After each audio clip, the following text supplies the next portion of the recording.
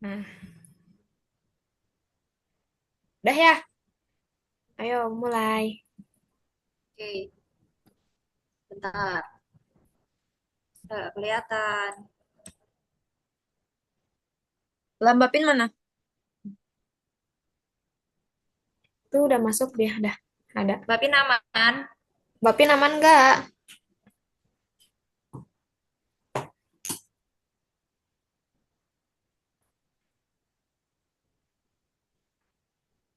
Udah ya.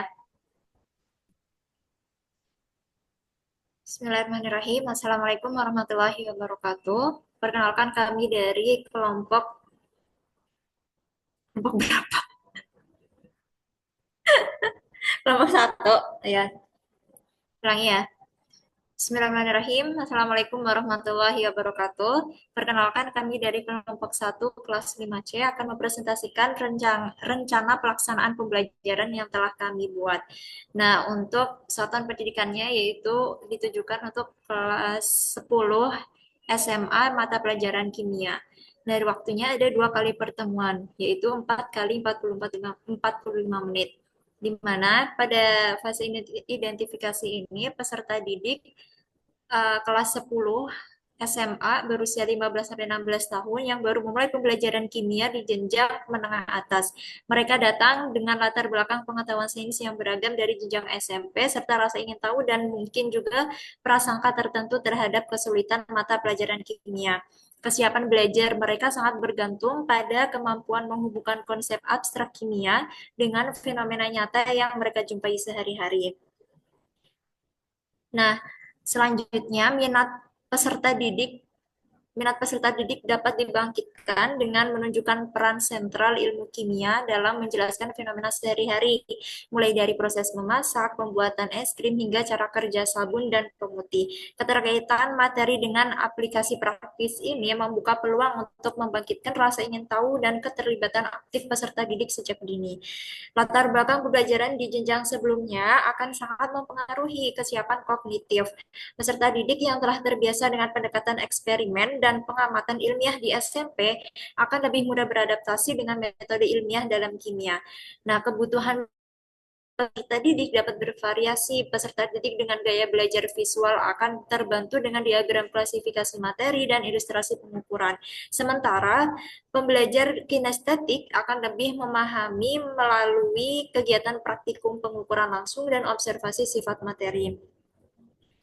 Nah, keterampilan berpikir kritis dan analitis seperti membedakan antara fakta dan opini, mengidentifikasi pola, serta menarik kesimpulan dari data pengamatan merupakan aspek penting yang mulai dikembangkan dalam pembelajar materi dasar ini. Kolaborasi dalam diskusi untuk mengklasifikasikan berbagai benda di sekitar atau menganalisis hasil pengukuran juga mendukung pemahaman konseptual sekaligus menumbuhkan keterampilan sosial. Nah, dukungan lingkungan belajar yang kondusif, tersedianya alat ukur sederhana seperti gelas ukur, termometer, neraca, dan lain-lain, serta penggunaan media pembelajaran digital seperti simulasi interaktif dan video demonstrasi akan sangat menunjang keberhasilan peserta didik dalam membangun fondasi kimia, di mana materi kimia yang akan kita bahas yaitu materi pengenalan ilmu kimia, klasifikasi materi dan pengukuran, mulai dari satuan, notasi ilmiah, dan angka-angka penting dalam kimia. Nah, materi ini mencakup pengetahuan faktual seperti definisi ilmu kimia, objek studi kimia, meliputi materi dan perubahannya, serta satuan standar SI.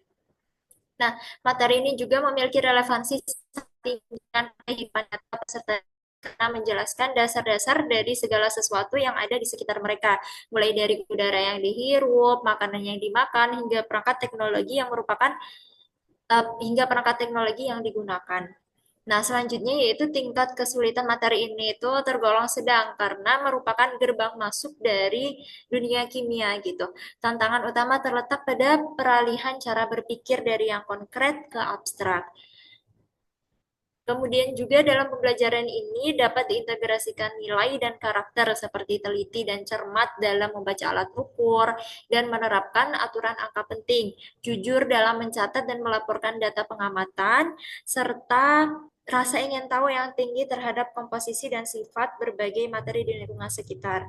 Nah, melalui pemahaman materi ini, peserta didik diharapkan tidak hanya menguasai konsep dasar kimia, tetapi juga mulai membentuk pola pikir ilmiah, sistematis, dan kritis dalam memandang dunia material di sekitarnya. Boleh di-scroll ke bawah.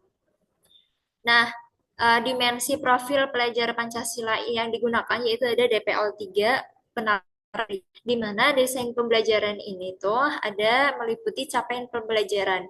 Nah, pada akhir pembelajaran, peserta didik memiliki kemampuan untuk memahami hakikat dan ruang lingkupnya dalam mempelajari materi serta perubahannya, mengklasifikasikan berbagai bentuk materi berdasarkan komposisi dan sifatnya menjadi unsur, senyawa, dan campuran, serta menerapkan prinsip-prinsip pengukuran ilmiah yang meliputi konversi satuan, notasi ilmiah, dan aturan angka penting dalam kegiatan saintifik.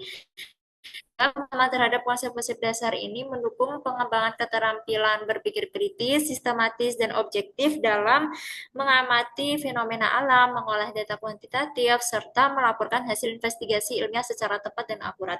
Nah, di materi ini terdapat terdapat lintas disiplin ilmu. Pertama yaitu matematika yang meliputi ilmiah, yaitu bilangan pangkat, aturan operasi angka penting, dan konversi satuan dan analisis dimensional.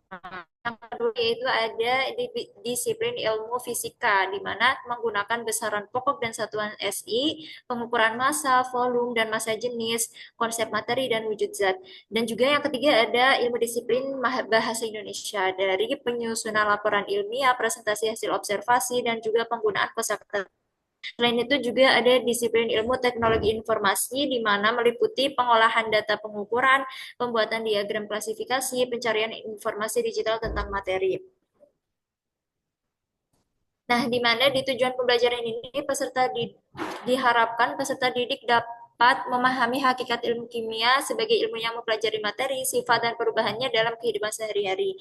Kemudian juga peserta didik dapat menjelaskan pengertian dan ruang lingkup ilmu kimia secara sistematis, menjelaskan serta menerapkan langkah-langkah metode ilmiah dalam penyelidikan kimia sederhana, dan juga mengklasifikasikan materi berdasarkan wujud, sifat, dan komposisinya, dan membedakan campuran homogen dan heterogen melalui contoh nyata. Nah, di mana di sini ada topik pembelajarannya, ada tiga, yaitu hakikat ilmu kimia dan ruang lingkupnya, meliputi definisi, peran ilmu kimia, dan juga metode ilmiah dalam kimia. Yang kedua ada klasifikasi materi yang meliputi unsur, senyawa, dan campuran. Kemudian ada tiga topik yang ketiga yaitu pengukuran dalam kimia, meliputi besaran pokok dan besaran turunan, satuan SI, angka penting, dan aturan operasinya. Kemudian juga praktik pedagogis ini terdapat meliputi inquiry terbimbing, kemudian ada diskusi kelompok, kemudian ada eksperimen dan analisis data, dan juga pembelajaran kontekstual. Nah, terus pembelajaran yaitu eksploratif, interaktif, dan klasifikasi materi. Di sini peserta didik melakukan eksperimen sederhana untuk mengamati sifat-sifat materi, mengidentifikasi perubahan sifat fisika dan kimia, serta mengklasifikasikan berbagai sampel materi menjadi unsur, senyawa, dan campuran dengan panduan lembar kerja dan prosedur yang sistematis. Kemudian juga ada berkesadaran, yaitu menumbuhkan kesadaran bahwa segala sesuatu di alam semesta tersusun dari materi dengan sifat dan karakteristik yang berbeda-beda. Kemudian juga memberikan pengalaman langsung melalui observasi nyata, melalui pengukuran menggunakan alat ukur dasar, dan pengumpulan data sebagai dasar untuk mengklasifikasikan materi dan memahami sifat-sifatnya. Dan juga ada menumbuhkan antusiasme peserta didik melalui kegiatan berburu materi di lingkungan sekitar. Kemudian juga ada eksperimen ini melatih keterampilan kerja ilmiah peserta didik. Kemudian ada metode inquiry terbimbing eksplorasi materi digital, di mana peserta didik ini menggunakan simulasi interaktif dan multimedia seperti webpad untuk mengeksplorasi struktur materi, klasifikasi unsur senyawa campuran, dan perubahan fisika kimia dengan bimbingan pertanyaan eksploratif dari guru yang terstruktur. Boleh di scroll ke bawah. Nah, ada juga strategi diskusi dan presentasi klasifikasi materi berbasis observasi, di mana peserta didik ini menganalisis berbagai sampel materi dan data pengamatan, berdiskusi dalam kelompok untuk mengklasifikasikan materi tersebut ke dalam kategori unsur, senyawa, campuran homogen atau campuran heterogen, dan mempresentasikan hasil serta justifikasi mereka kepada kelas. Kemudian, uh, strategi diskusi ini dapat menumbuhkan bahwa klasifikasi materi tidak hanya berdasarkan penampakan fisik, tetapi lebih pada komposisi dan sifat dasar materi yang menentukan perilakunya.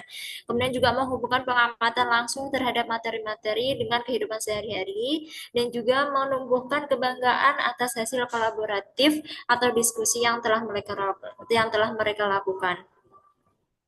Nah, di sini ada kemitraan pembelajaran, di mana ada kolaborasi antar peserta didik dan juga bimbingan guru saat eksperimen dan diskusi. Kemudian ada lingkungan pembelajaran menggunakan laboratorium, kelas, dan digital atau simulasi PET yang kita gunakan. Dan ada ruang fisik, kita memakai laboratorium kimia dan juga ruang kelas. Kemudian juga pada ruang virtual ini kita memakai platform LMS, kemudian simulasi interaktif, dan juga sumber online. Nah, untuk budaya belajar ini, pertama yaitu ada penalaran kritis. Kemudian yang kedua yaitu ada kreativitas. Boleh di-scroll ke bawah. Ya, kreativitas, kemudian ada komunikasi, kolaborasi, keingintahuan, dan budaya belajar ini dirancang untuk menciptakan pelajaran yang mendorong peserta didik tidak hanya memahami konsep-konsep dasar ilmu, juga mengembangkan keterampilan berpikir dan sikap ilmiah yang diperlukan dalam menghadapi tantangan di abad 21. Nah, di mana pemanfaatan digital ini tuh kita menggunakan PET simulation dan juga ada Google Spreadsheet untuk grafik, LMS untuk kuis konformatif. Selanjutnya akan disampaikan oleh Zenobia. Oke, untuk selanjutnya itu ada pengalaman belajar. Nah, di pertemuan pertama itu pengenalan ilmu kimia dan klasifikasi materi, yang mana tujuan pembelajarannya itu peserta didik mampu menjelaskan hakikat ilmu kimia dan perannya dalam kehidupan, mengidentifikasi zat sebagai materi, membedakan sifat fisika dan kimia, serta mengklasifikasikan materi berdasarkan wujud, wujud dan komposisinya. Nah, seperti biasa di awal itu ada pembukaan selama 20 menit. Guru membuka pembelajaran dengan salam, doa bersama, dan dilakukannya ice breaking bertema kimia. Terus guru menampilkan video pengantar bertema kimia dalam kehidupan sehari-hari. Peserta didik diminta menuliskan hal-hal yang mereka anggap kimia dalam video tersebut. Lalu guru memberikan pertanyaan pemantik seperti mengapa kimia disebut ilmu yang mempelajari materi dan perubahannya. Lalu di bagian inti, bagian pembelajarannya selama 70 menit itu dibagi menjadi tiga, ada memahami 30 menit, guru menjelaskan pengertian ilmu kimia, terus di mengamati dan mengumpulkan data itu selama 15 menit, mengasosiasi 15 menit, mengkomunikasikan 10 menit, dan merefleksi itu ada 10 menit. Nah, lalu di bagian akhir, bagian penutup itu ada selama 20 menit, guru bersama siswa merangkum konsep-konsep penting seperti hakikat kimia, materi, wujud zat, dan juga klasifikasinya. Lalu guru memberikan kuis serta diberikannya tugas rumah atau PR. Nah, lalu untuk pertemuan keduanya itu ada pengukuran dalam kimia seperti satuan, notasi ilmiah, dan angka penting. Yang mana tujuan pembelajaran ini peserta didik mampu menjelaskan pentingnya pengukuran dalam kimia, mengenal besaran dan satuan dalam SI, menggunakan alat ukur dengan benar, menuliskan hasil pengukuran dengan notasi ilmiah, dan menentukan angka penting dengan tepat. Yang mana saat pembelajaran itu di awal pembukaan selama 20 menit, guru membuka pembelajaran dengan salam dan doa, lalu melakukan kuis mengenai materi sebelumnya, yaitu klasifikasi materi, terus menayangkan video pendek dan memperlihatkan ilmuwan kimia sedang melakukan pengukuran massa, volume, dan suhu. Lalu diberikan pertanyaan pemantiknya. Nah, lalu di bagian inti selama 70 menit itu ada memahami 30 menit, mengamati dan mengumpulkan data selama 20 menit, mengasosiasi 10 menit, mengkomunikasikan 10 menit, dan merefleksi 10 menit. Lalu di bagian akhir, di bagian penutup, guru bersama peserta didik menyimpulkan konsep penting, besaran, satuan, alat ukur, notasi ilmiah, dan angka penting. Lalu guru juga memberikan latihan soal singkat dan juga diberikan penugasan atau PR. Nah, selanjutnya itu ada asesmen pembelajaran, yang mana ada asesmen awal, yaitu ada pre-assessment dan juga diagnostik kontekstual. Tujuannya untuk mengetahui pemahaman awal peserta didik tentang pengertian ilmu kimia, klasifikasi materi, dan pentingnya pengukuran. Metodenya itu kuis kontekstual, diberikan 5 soal pilihan ganda dan pertanyaan reflektif singkat. Medianya itu bisa kuis interaktif, bisa kuisis, di form, atau web lainnya.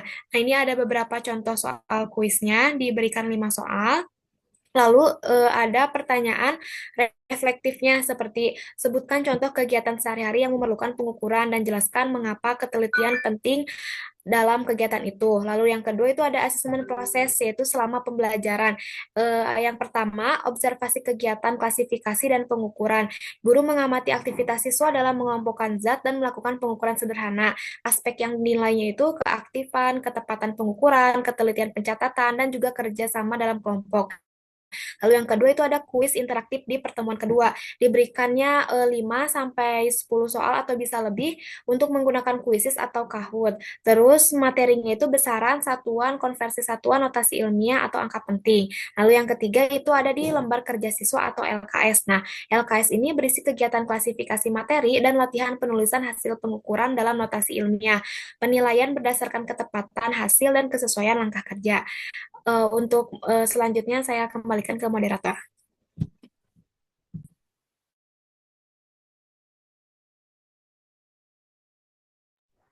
Selanjutnya akan disampaikan oleh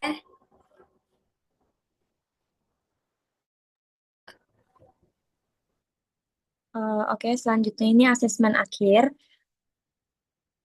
Jadi, untuk asesmen akhir ini, pada materi pengenalan ilmu kimia, klasifikasi materi, dan pengukuran, ada dua bentuk penilaian, yaitu proyek mini sebagai penilaian otentik dan tes tertulis berupa pilihan ganda serta uraian. Ini kan ada proyek mini ya, penilaian otentik dengan judul analisis materi dan pengukuran dalam kehidupan sehari-hari. Jadi pada proyek mini ini, tiap kelompok diminta untuk memilih satu contoh kegiatan nyata yang berhubungan dengan konsep kimia dasar dalam kehidupan sehari-hari. Contohnya seperti penggunaan bahan pembersih air minum atau bahan makanan dari kegiatan tersebut. Jadi siswa tuh diminta untuk mengidentifikasi jenis materi yang terlibat, apakah itu unsur, senyawa, atau campuran. Nah, selain itu, kelompok juga perlu melakukan pengukuran sederhana seperti massa, volume, dan suhu, lalu menuliskannya menggunakan satuan SI, notasi ilmiah, dan angka penting yang benar. Jadi nanti hasil analisisnya disajikan dalam bentuk laporan dan dipresentasikan melalui media seperti poster ilmiah atau video singkat. Selanjutnya rubrik penilaian. Nah, dalam proyek ini terdapat beberapa aspek penilaiannya. Yang pertama yaitu pemahaman konsep kimia dasar dengan bobot 30% yang menilai ketepatan dalam mengidentifikasi unsur senyawa, campuran, dan keterkaitannya dengan kehidupan nyata.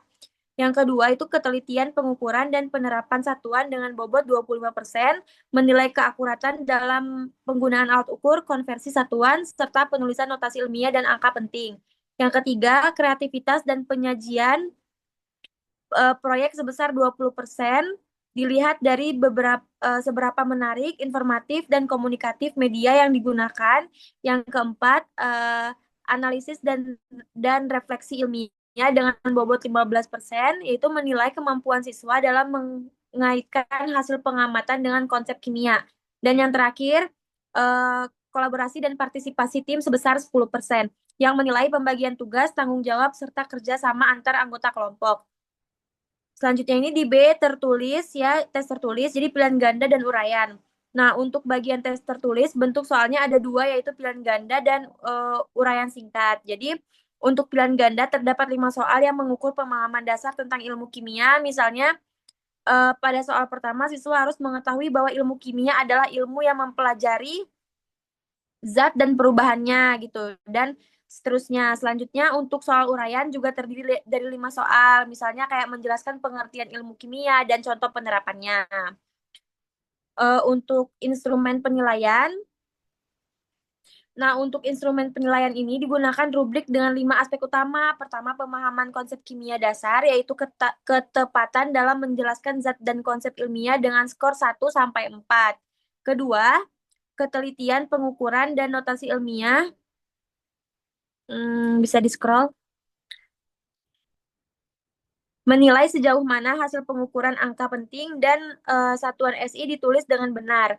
Ketiga, yaitu kreativitas dan penyajian hasil yang menilai kualitas desain poster atau video serta kejelasan kejelasan penyampaian informasi. Yang keempat ada analisis dan refleksi ilmiah, menilai kemampuan menghubungkan hasil pengamatan dengan konsep kimia yang relevan. Dan kelima, kerjasama dan partisipasi yang menilai keaktifan komunikasi serta pembagian tugas dalam kelompok.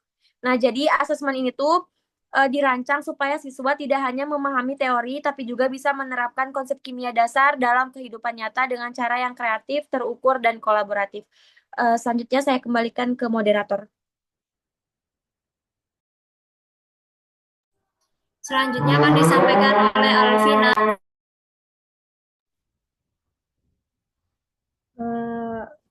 Baik, selanjutnya yaitu eh, di sini terdapat lembar kerja peserta didik di mana siswa itu disuruh untuk mengisi lembar kerja pada saat mengisi lembar kerja, siswa disuruh untuk mengisi nama, kelas, kelompok, mata pelajaran, dan hari dan tanggal. Untuk tujuan pelajarannya, eh, yang pertama, menjelaskan peran dan manfaat ilmu kimia dalam kehidupan sehari-hari. Yang kedua, mengklasifikasikan materi berdasarkan komposisi dan sifatnya. Yang ketiga, menggunakan satuan pengukuran yang tepat dalam percobaan kimia. Yang keempat, menerapkan notasi ilmiah dan aturan angka penting dalam pengukuran. Yang kelima, mengkaitkan konsep pengukuran dengan fenomena nyata. Di sini terdapat wacana, bisa dibaca ya, ibu. Wacananya itu, seorang ibu sedang membuat teh manis. Ia memasukkan 2 sendok gula pasir ke dalam gelas air panas. Gula larut membentuk larutan gula, kemudian menambahkan es batu yang membuat suhunya itu turun. Proses ini melibatkan perubahan fisika dan kimia yang dapat dipelajari dalam ilmu kimia. Yang kedua itu, di laboratorium, seorang peneliti mengukur 2,0 mili larutan dengan gelas ukur, menimbang 2,50 gram serbuk dengan neraca analitik, dan mencatat suhu reaksi 25 derajat Celcius. Ketepatan pengukuran sangat penting untuk mendapatkan hasil yang akurat. Selanjutnya itu ada fase menanya, di mana berdasarkan wacana tadi, siswa ajukan beberapa pertanyaan yang ingin diketahui oleh siswa. Kemudian hipotesis, setelah siswa mengisi menanya, eh, pada hipotesis ini itu siswa menentukan jawaban sementara dari rumusan masalah yang telah dituliskan tadi. Setelah itu mengumpulkan data. Di sini terdapat beberapa tabel. Yang pertama itu data pengukuran dan satuan. Siswa disuruh untuk melengkapi tabel konversi satuan yang ada. Terus untuk tabel yang kedua yaitu data notasi ilmiah dan angka penting.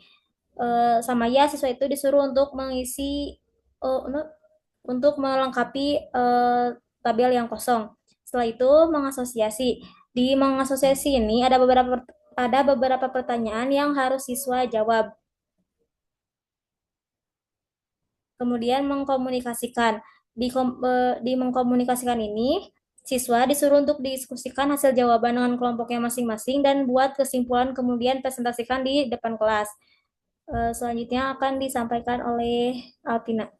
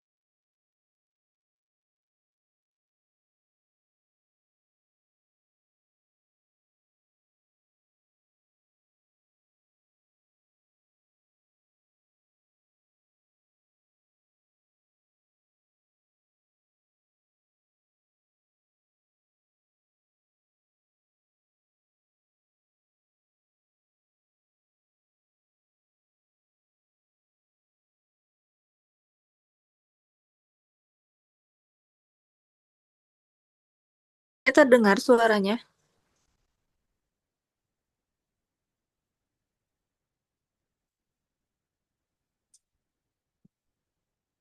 Terdengar.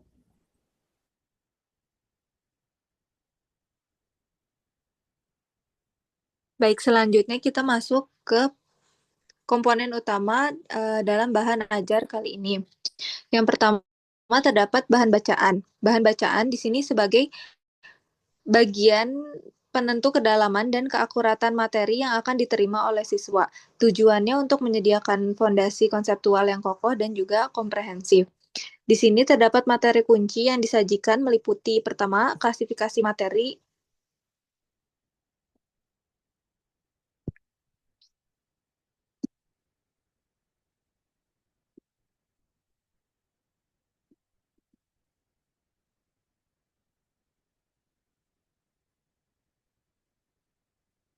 Pertama, terdapat klasifikasi materi dengan pembahasan mendalam mengenai perbedaan unsur, senyawa, dan juga penekanan hukum Proust sebagai prinsip dasar penentuan senyawa.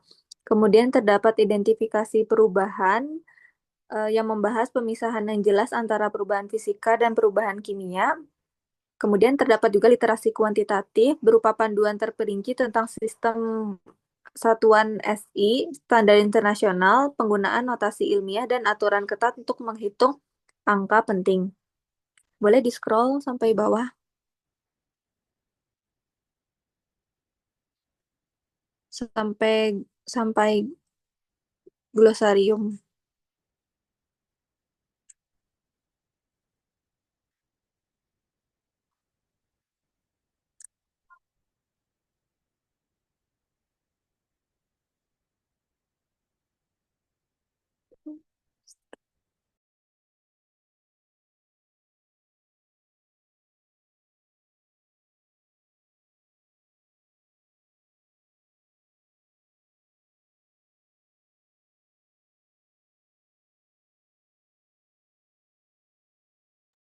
Kemudian untuk komponen yang kedua, terdapat glosarium.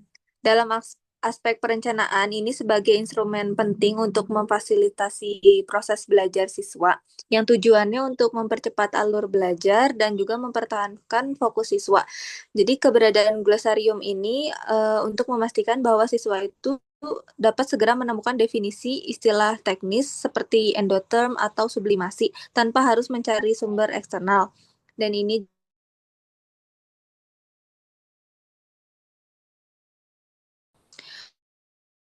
yang tidak perlu siswa tanggung gitu, sehingga bisa meningkatkan efisiensi waktu belajar. Kemudian yang terakhir terdapat daftar pustaka untuk menegaskan validitas konten dan menunjukkan sumber rujukan yang terpercaya. Mungkin cukup sekian, selanjutnya dikembalikan ke moderator. Baik, terima kasih. Mungkin dari kelompok kami itu saja yang dapat kelompok kami sampaikan. Kurang lebihnya mohon maaf. Kami akhiri. Wassalamualaikum warahmatullahi wabarakatuh. Waalaikumsalam warahmatullahi wabarakatuh. Wabarakatuh.